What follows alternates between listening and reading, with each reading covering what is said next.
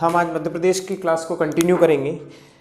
पिछले लेक्चर तक हमने मध्य प्रदेश की प्रमुख नदियों के बारे में पढ़ लिया है। सारी प्रमुख नदियाँ नर्मदा है, ताप्ती है, चंबल है, सोन है, बेतवा है, सारी काली सिंध, प्रमुख नदियों के बारे में, शिप्रा हो गया, सभी के बारे में हम पढ़ चुके हैं। अब इन नदियों से रिलेटेड कुछ फैक्ट होते हैं, उन जो एग्जाम में पूछे जाते हैं वो देख लेंगे।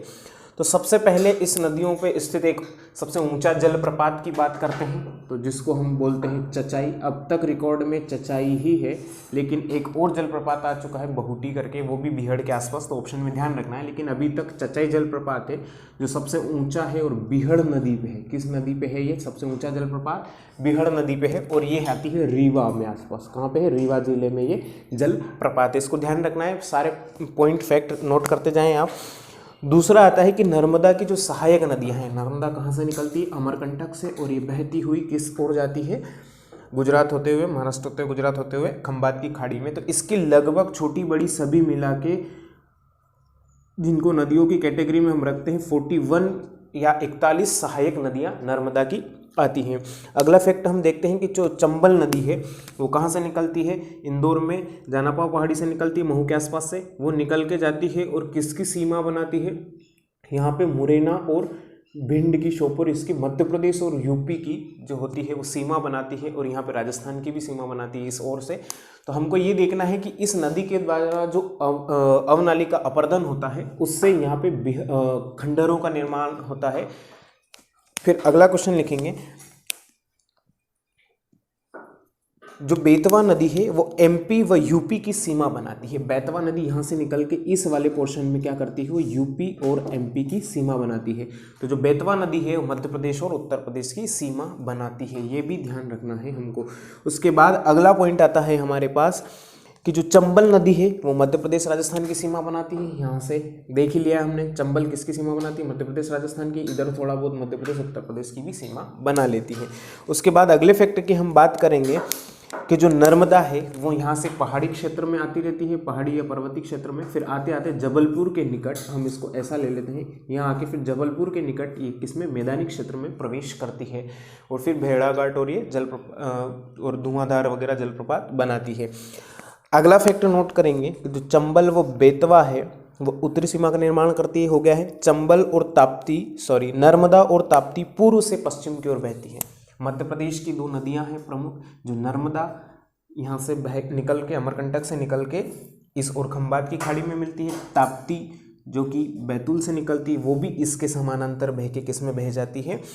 खंबात की खाड़ी में जाकर मिल जाती है। और इनकी एक और विशेषता है कि नर्मदा की, मध्य प्रदेश की ये दोनों नदियाँ क्या बनाती है? एस्चुरी। क्या बनाती है?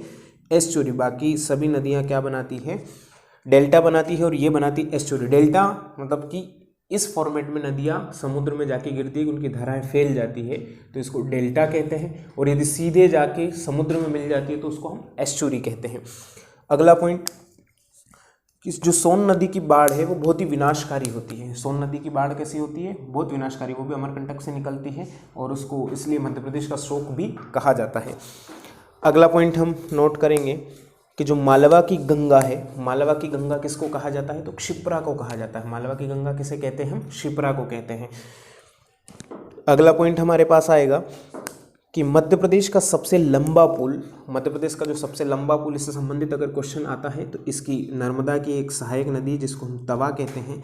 तवा पे जो बना हुआ है तवा डैम भी है, और इस पर एक सबसे लंबी पुलिया है, लगभग 1322 मीटर की पुलिया है। कितनी है? 1322 मीटर की। तो इसको ध्यान रखना है कि जो होशंगाबाद जिले में पड़ता है, किस जिले में पड़ती है ये पुलिया? होशंगाबाद जिले में। तो मध्य प्रदेश की सबसे लंबी पुलिया है। फिर बात करते हैं कि जो अमरकंटक है उससे 3 नदियां निकलती है। कौन कौन सी? नर्मदा, सोन और जोहिला। इस अमरकंटक से नर्मदा, सोन और जोहिला नदियां निकलती हैं, जिसमें से सोन पर बाणसागर परियोजना भी है, सोन नदी पे ध्यान रखना है, और सीधे जाके यमुना में मिल जाती है, गंगा में मिल जाती है। इस तरीके से ये सारे लगभग इंपॉर्टेंट फैक्ट तैयार हो चुके हैं। और कुछ इसमें, जैसे कि मध्य प्रदेश की जीवन रेखा किसको कहते हैं? तो नर्मदा को। एमपी की जीवन रेखा किसको कहते हैं? नर्मदा को। फिर बात करते हैं कि बुंदेलखंड की जो है बुंदेलखंड की जीवन रेखा किसको कहते हैं? बेतवा को। बेतवा नदी इस एरिया में बहती है, इसको हम क्या कहते हैं? बुंदेलखंड की जीवन रेखा बेतवा। एमपी की जीवन रेखा क्या हो गई? नर्मदा। बुंदेलखंड की जीवन रेखा क्या हो गई? बेतवा। फिर हम बात करते हैं कि बघेलखंड की। बघेलखंड कौन सा एरिया है? ये वाला बघेलखंड है। तो बघेलखंड का जो वो जीवन रेखा नदी है वो कौन सी है? सोन नदी है, इस ओर से जाती है। फिर हम बात करते हैं कि मालवा की गंगा, अभी हमने पढ़ा ही है, क्षिप्रा नदी को कहते हैं। और जो जीवन रेखा है कि मालवा की जीवन रेखा कौन सी है? तो मालवा की जीवन रेखा कौन सी है? चंबल नदी। चंबल नदी को मालवा की जीवन रेखा कहते हैं। अगला पॉइंट हम नोट करेंगे कि सिवनी की जीवन रेखा किसको कहते हैं? यहाँ आता है बालाघाट, इसके पास आता है सिवनी। तो सिवनी की जीवन रेखा किसको कहते हैं? वैनगंगा को। और ये दक्षिण की ओर बह के निकल जाती है। एकमात्र दक्षिण की ओर बहने वाली नदी भी है वैनगंगा। ये थे हमारे कुछ प्रमुख फैक्ट जो नदियों से संबंधित पूछे जाते हैं। अब कभी कभी पूछ लेते हैं कि किस नदी के किनारे कौन सा शहर बसा हुआ है, तो इससे संबंधित भी हमको नोट कर लेना है। पहली नदी हम लेते हैं नर्मदा। अब नर्मदा के किनारे कौन कौन से शहर हैं वो देख लेना है। जैसे हम यहाँ से देखते आए थे तो पहले तो अमरकंटक, पहला कौन सा है? अमरकंटक। दूसरे शहर की हम बात करते हैं तो जबलपुर, यहाँ मैदानी क्षेत्र में प्रवेश करती है तो जबलपुर इसके किनारे। फिर अगर हम आगे बढ़ते हैं जबलपुर के बाद होशंगाबाद जो है नर्मदा नदी के किनारे है। होशंगाबाद के बाद क्या है? उसके बाद महेश्वर, ओंकारेश्वर, महेश्वर ओंकारेश्वर, ये सबके किसके किनारे हैं? नर्मदा के किनारे। तो इसको भी हमको नोट कर लेना है कि नर्मदा के किनारे, पहले नदी लिख लेना, उसके किनारे शहर कौन कौन से, या ऐसे नोट कर लेना, नदी और किनारे बसे शहर। नदी जैसे नर्मदा हो गया, नर्मदा के किनारे कौन कौन से बसे हैं, शहर बसे हैं, वो लिख लेना। एक बार फिर से बोल देता हूँ। सबसे पहले यहाँ अमरकंटक, फिर होशंगाबाद, अमरकंटक, जबलपुर, फिर आगे चलते हैं होशंगाबाद, फिर चलते हैं महेश्वर और ओंकारेश्वर। ये शहर सब किसके किनारे बसे? नर्मदा के। अगली नदी हम उठाते हैं चंबल नदी। अब चंबल नदी के किनारे कौन कौन से शहर बसे हैं? तो चंबल नदी के किनारे बसा हुआ श्योपुर, महू, रतलाम और मुरैना। इस ओर ये बहती है तो महू उसके किनारे बसा हुआ है, रतलाम बसा हुआ है, मुरैना बसा हुआ है और श्योपुर जिला, ये श्योपुर, ये मुरैना, ये रतलाम और ये महू, ये सब किसके किनारे बसे हुए? ये सब बसे हुए चंबल नदी के किनारे। फिर अगली नदी लेंगे हम ताप्ती। ताप्ती कहाँ से निकलती है? मुल्ताई बैतूल से। तो ताप्ती के किनारे कौन है? मुल्ताई। फिर और बुरहानपुर, ताप्ती के किनारे कौन है? बुरहानपुर और मुल्ताई, ये दो शहर याद रखने हैं।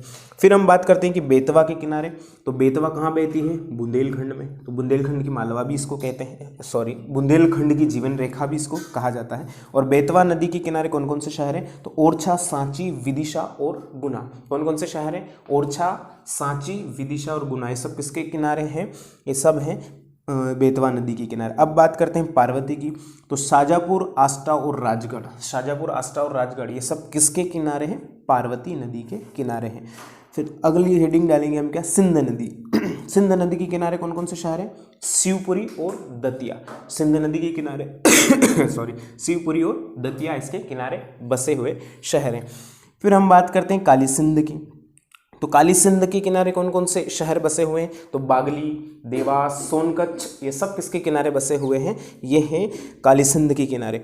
और क्षिप्रा नदी के किनारे कौन सा शहर बसा हुआ है? एक प्रमुख शहर याद रखना है क्षिप्रा का, वो है उज्जैन। कहाँ पे है? उज्जैन। और उज्जैन लगभग इस जगह है और यहाँ से निकल के क्षिप्रा नदी बहती है और इसके किनारे कौन बसा हुआ है? उज्जैन शहर बसा हुआ है, जहाँ पे महाकालेश्वर ज्योतिर्लिंग है। कौन सा? महाकालेश्वर ज्योतिर्लिंग। मध्य प्रदेश में 12 ज्योतिर्लिंगों में से 2 है, एक उज्जैन का महाकालेश्वर और एक नर्मदा के किनारे ओंकारेश्वर। कौन सा है? ओंकारेश्वर। ये दोनों चीज़ें ध्यान में रखना है। जो 2 ज्योतिर्लिंग है मध्य प्रदेश में, और एक है नर्मदा का किनारे, दूसरा है क्षिप्रा के किनारे। फिर हम बात करते हैं खान नदी। तो खान नदी के किनारे जो शहर याद रखना है वो इंदौर। खान नदी के किनारे कौन सा शहर है? इंदौर। फिर अगली नदी आती है हमारे पास माही। तो माही नदी के किनारे बसे हुए हैं कौन? माही नदी के किनारे बसे हुए हैं धार और कुक्षी, 2 शहर बसे हुए हैं, धार और कुक्षी। इस तरीके से नदियों के जो इंपॉर्टेंट फैक्ट थे वो हमने कवर कर लिए। नदियों के किनारे कौन से शहर बसे हुए थे वो हमने कवर कर लिए। यहीं तक आप बिल्कुल नोट कर लीजिए। धन्यवाद।